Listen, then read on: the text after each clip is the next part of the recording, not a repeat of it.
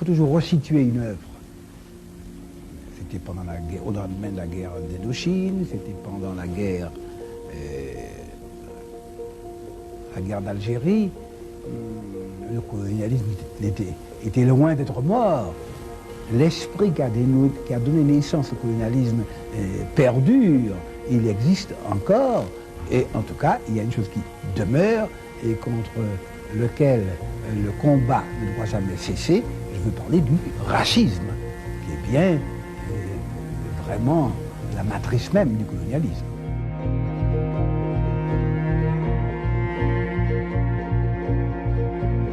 Lors de sa première parution en juin 1950 dans L'Humanité et Justice, ce pamphlet fit scandale.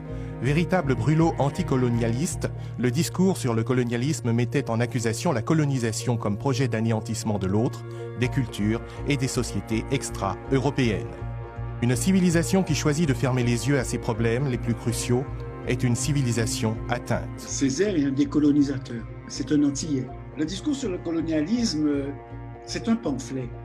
Nous avons maintenant à décoloniser l'Europe de sa colonisation. Dans ces années-là, 48, 50, ce sont parmi les pires de la répression que fait par exemple l'État français en Algérie, des massacres de Sétif, en Indochine, des massacres, à Tiaroy au Sénégal, etc. Césaire dit, il va falloir guérir l'Europe de la colonisation, de cette terrifiante maladie, dans la mesure où il dit, lui, en plus, que cette maladie était d'autant plus grave que c'est elle qui a amené le nazisme, qui a amené la sauvagerie au sein même de l'Europe en plein milieu du XXe siècle. C'est pour ça que ça a eu beaucoup d'importance, parce que là, il a jeté à la face de l'Europe toutes les turpitudes qu'elle utilisait pour continuer d'asseoir, si possible, sa domination.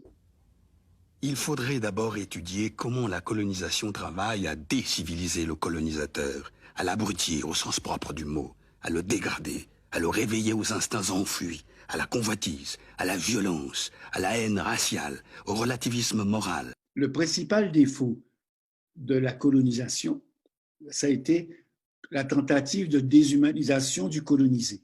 Mais il y a quelque chose de pire encore, c'est qu'elle aboutit à ensauvager, comme il dit, le colonisateur lui-même.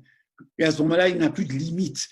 Et les horreurs qui ont pu être faites par certains il décrit quelqu'un, un général, qui pour s'amuser demandait le soir qu'on lui envoie 4 ou 5 oreilles de personnes.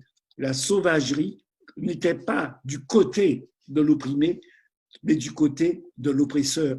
Alors que tout un discours, encore une fois, montrait, et c'est tous les discours qu'il y a eu sur les avantages, les bienfaits de la colonisation, c'est des sauvages. Ah, là aussi, je sais que des détracteurs essaient de nous présenter comme faisant la guerre à la population.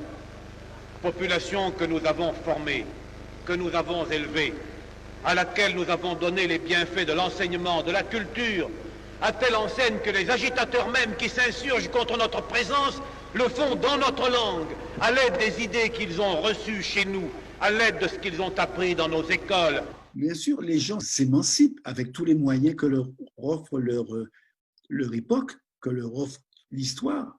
L'instituteur ne doit pas être l'alibi du soldat, l'alibi du colonisateur. Parce que le but du colonisateur n'est pas d'instruire, n'est pas de soigner, mais par exemple de tenir en santé pour mieux exploiter, comme dans l'esclavage. Aller à l'école, c'était apprendre le français, apprendre l'histoire, c'était apprendre l'histoire des rois de France, c'était apprendre l'histoire de Saint-Louis, de Henri IV, de Louis XIV. Bon, nous ne sommes pas idiots. Il y avait quand même l'humour antillais. Hein. Quand vous lisez, même quand vous avez 6 ans, que nos ancêtres étaient des Gaulois, ils étaient blonds avec des yeux bleus. Et l'instituteur et nous-mêmes, nous rigolions. Jamais un colonisé ne s'est pris pour un descendant de Gaulois.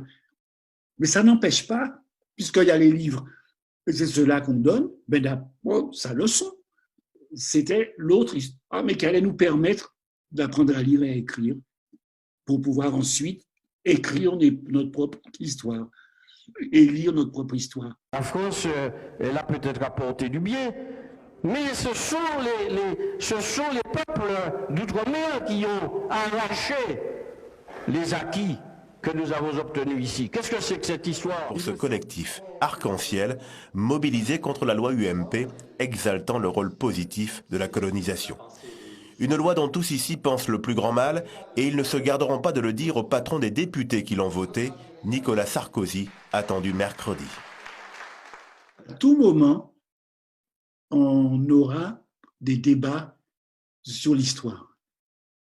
On n'en a jamais fini. Donc, en 2005, quelqu'un dit qu'il faut quand même qu'on dise qu'on a fait des belles choses dans la colonisation. C'est pas surprenant. Et on va l'expliquer en regardant la situation politique de l'époque, ce que dit cet homme politique, les opposants qu'il a, et en disant ben, ça va être bien de dire ça pour avoir, par exemple, des voix pour une élection. C'est anecdotique. L'histoire est là. Elle est d'ailleurs, elle ne peut plus bouger. Je me suis demandé, mais bon Dieu, si la France a libéré des fers, qui donc nous y avait mis? Ben, c'est incroyable, on veut que je remercie, sans rappeler les événements. C'est le colonialisme, c'est évident.